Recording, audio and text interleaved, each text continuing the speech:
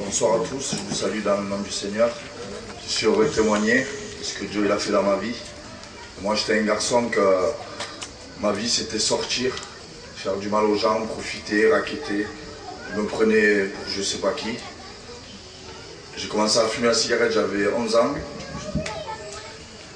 J'ai commencé ensuite à fumer du shit, me droguer, puis j'ai commencé après par prendre des drogues beaucoup plus dures. Et j'ai commencé à vendre, à avoir beaucoup d'argent. Et plus j'avais de l'argent, plus j'avais d'orgueil. Je me croyais quelqu'un, je croyais que j'achetais les gens avec mon argent. Et puis un jour, j'ai eu presque plus d'argent parce que je suis vraiment tombé dans la drogue. J'arrivais plus à travailler et j'ai perdu tout mon argent. Et quand je voyais qu'avec l'argent, j'arrivais à faire quelque chose dans ce monde, quand je voyais que j'en avais plus, je voyais que j'allais tout perdre. J'allais perdre mon foyer, j'allais perdre mes enfants, ma famille. Je voyais ma mère qui me regardait avec tristesse parce que j'allais la voir, excusez-moi, pour ceux qui sont en deuil, je demande pardon aux anciens. Des fois, j'allais la voir le soir tard et puis j'étais sous. Et elle me disait, rentre chez toi. Je disais, non, mais t'inquiète pas, maman. Et puis je sortais, je rentrais comme ça tous les jours à 7h, 8h du matin. Je regardais mes enfants dans le lit. J'ai 3 enfants, je ne les ai pas vus grandir en vrai. Ma fille, elle a 13 ans, la grande. Je les regardais dans le lit comme ça et je disais, pécheur ces enfants, je sais que je les aime et je suis incapable de leur donner de l'amour véritable. J'ai fait des enfants et voilà la vie que je leur donne. Ils ne voyaient même pas leur père. Quand ils se levaient pour aller à l'école, moi je rentrais. Et quand ils rentraient de l'école, moi je me préparais pour sortir. Je ne les voyais même pas, mes enfants. Et le peu de temps que j'étais avec, avait toujours pareil, avec l'argent. Je les achetais, même mes enfants. Je les amenais au manège, je les amenais manger. Et je croyais que c'est ça qui faisait leur bonheur. Mais en fait, ils étaient malheureux. Quand je vendais de la drogue, je disais que c'était pour mes enfants, pour qu'ils manquent de rien. Et des fois, je me disais, si je vais au star, si je vais en prison, ils vont être heureux de quoi, mes enfants, en fait. Ils ne vont plus me voir, je ne vais plus les voir, même moi, je vais être malheureux. Mais c'était plus fort que moi. Et un jour, on m'a parlé d'une réunion. Je ne connaissais pas.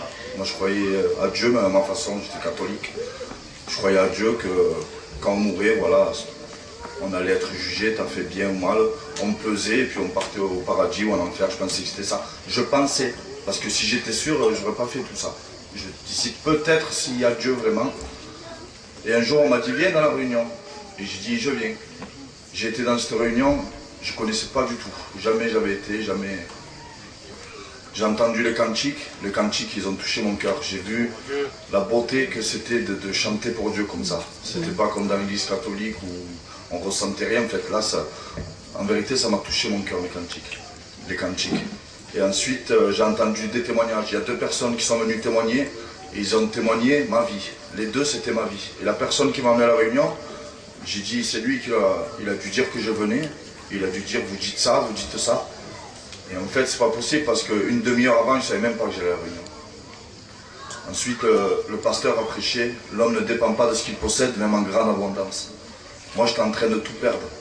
Pour moi, ma vie, c'était soit il fallait que je gagne un loto, ou alors il fallait que je meure, parce que je supportais plus de vivre comme ça. Je voyais que je perdais tout. Ça fait 16 ans que j'étais avec ma femme. Je la tapais, je faisais la misère, et je savais qu'elle allait partir un jour. Je le savais. Elle n'allait pas supporter tant de temps. Et là, quand il a prêché, l'homme ne dépend pas de ce qu'il possède, même en grande abondance, ça m'a fait du bien dans mon cœur. J'ai compris que la vie, c'était pas l'argent. C'était pas se croire mieux qu'un autre, parce qu'en vérité, on n'est rien. Il y a toujours mieux qu'un autre, il y a toujours plus fort qu'un autre. Et j'ai compris que Jésus, il était venu à la croix pour moi, pour que par rapport à ce qu'il est venu à la croix, j'ai reçu ça dans mon cœur. Merci Seigneur. J'ai reçu ça dans ma vie, j'ai ressenti une puissance qui est rentrée en moi. J'ai été délivré instantanément. Je suis sorti, de toute façon, tout le long de la réunion, je ne fais que pleurer. Quand je suis sorti, on me disait, reviens demain. Je disais, mais c'est bon, je reviens, j'ai compris, ça y est, j'ai compris. Je suis rentré chez moi, ma compagne m'a regardé, elle qui croyait que j'allais rentrer encore à 5-6 heures. Elle m'a dit, mais qu'est-ce que t'as? Elle a vu mon visage, elle m'a dit, qu'est-ce que t'as? J'ai dit, je sais pas, j'étais dans les réunions qui disent, et je sais pas, j'ai reçu quelque chose, je te demande pardon ma femme, j'ai dit, pardon pour toute la misère, j'ai dit, c'est fini tout ça, c'est terminé. C'est vrai, au début, ils m'ont pris pour un fou, mais bon, je savais ce que j'avais reçu en vérité. Je savais que Dieu était grand, je savais que même si j'aurais des combats, que Dieu était la vérité, qui était dans mon cœur, que Dieu n'avait pas permis ça pour que ça se passe autrement après. Dieu m'a béni, Dieu m'a délivré de la cigarette, de l'alcool, de la drogue, du vol, du mensonge, de frapper ma femme, de m'en croire, je suis rien du tout. Je suis maintenant, oui, un chrétien, je suis heureux. Je remercie le Seigneur de ce sacrifice qu'il a fait pour nous. Qu'il en soit béni. Amen.